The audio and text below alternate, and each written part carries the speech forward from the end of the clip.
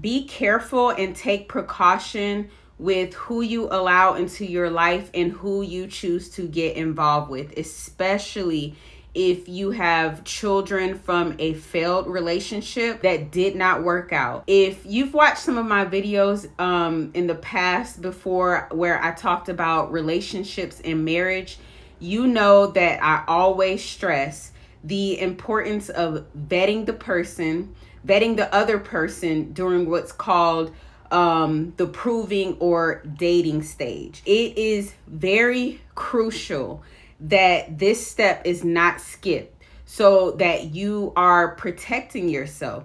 The goal is to avoid negative outcomes and find the person that you are compatible with, that you're mostly on the same page with, especially when it comes to major issues such as raising children and religion, values, long-term goals, beliefs, and someone you can settle down with and build a life and a future together. The purpose is to go beyond just surface level attraction and the physical. You need a process to weed out the people who you don't align with and who are going to ultimately just waste your time. With that being said, I came across this video, and from what the woman shared, her situation is the prime example of what can happen or what can potentially happen when you ignore all the red flags and do not go through the vetting process. So I just found out that this is on probation, and I am at his probation officer. So who I'm talking about is the same name that went down there and told the Section 8 people that he was getting mail at my house and had me and my kids evicted. So now I'm here at his probation officer, but we're about to meet with her because,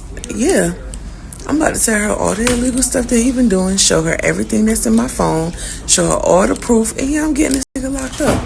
I'm here right now in the office waiting for them to come back, and I'm about to show her all the proof. You're going to jail today. Violation, stalking, communication of threats, all of that. I went and filed those charges, and that's a violation of your probation and, well, your parole. And guess what? You're going to jail today, nigga. You're going to jail. You want to be petty? Send that nigga up the road. This is how we going to be petty. You did all this stuff to me. So now, yeah, and we already got the charges pressed for communication of threats, harassment, stalking. Already filed that with the magistrate. So, yeah, now you have charges. So you have a warrant out. So now I'm at the probation officer. And guess what? You hit me, and I got proof. Yes, simple as something. It's over for you. It's a wrap. Okay, so she just found out, according to her own words, this N-word is on probation. She just found out, which means that she didn't do any type of investigation or verification prior to her moving him into her Section 8 housing with her and her children, which makes me wonder if she even checked or verified the name that he gave her to see that if it was really his full, real legal name, or did he just give her a street name like Little Tavius and that was good enough for her? How do you move a man into your home with your children and you don't even know his background? He could be fresh out of prison, or he could have committed some type of heinous crime and you wouldn't have even known. You were willing to jeopardize your living situation for what sounds like a bum. You said that you got put out. If I were single and I met a man and we were getting to know each other, at some point early on, he tells me that he doesn't have his own place or a stable living situation, or he lives with his mother, his grandmother, or someone else, that would be an absolute no-go for me. Huge red flag, because why don't you have your own home? What's stopping you from acquiring your own place? Is it that you can't keep a job? Do you have a criminal record? You can't pass a background check?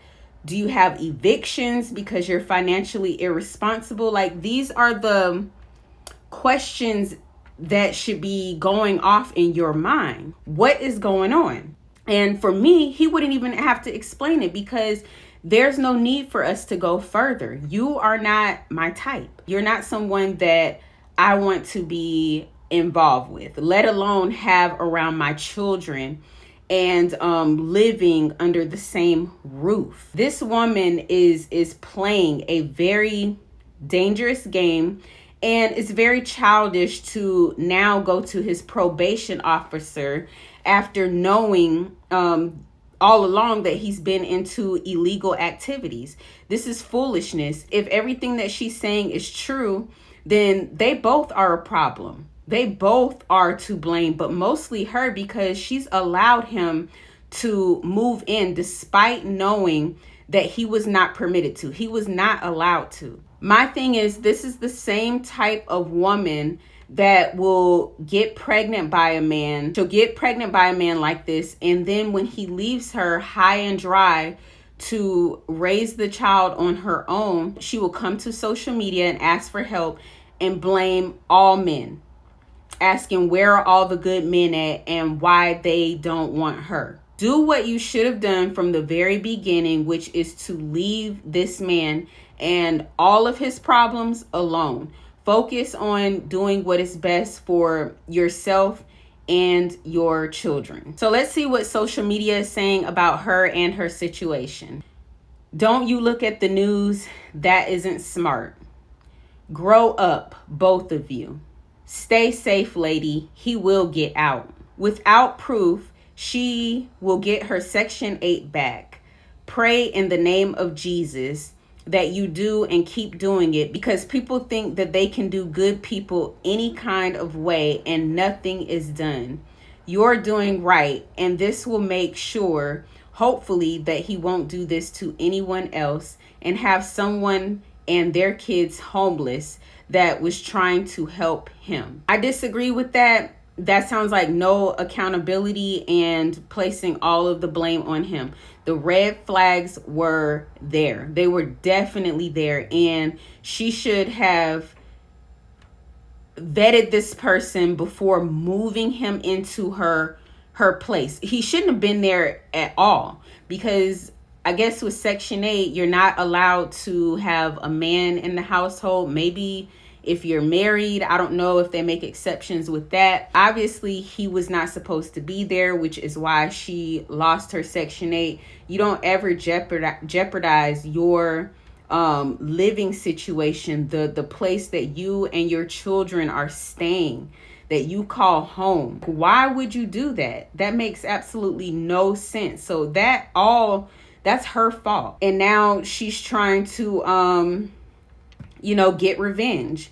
It's petty and it's silly, and she should take all of that energy and put it towards herself and her children and focus on that.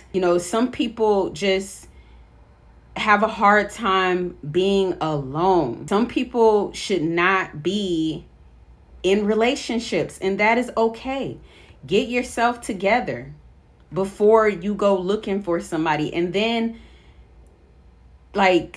obviously your judgment and your discernment is not there. You're not choosing the right partners. You need to go heal and protect yourself and protect your children. These type of games that it looks like she's playing is not okay. But let me know what you think about this woman's situation and how other women and men can avoid getting themselves into these messy situations. I will see you guys in my next video.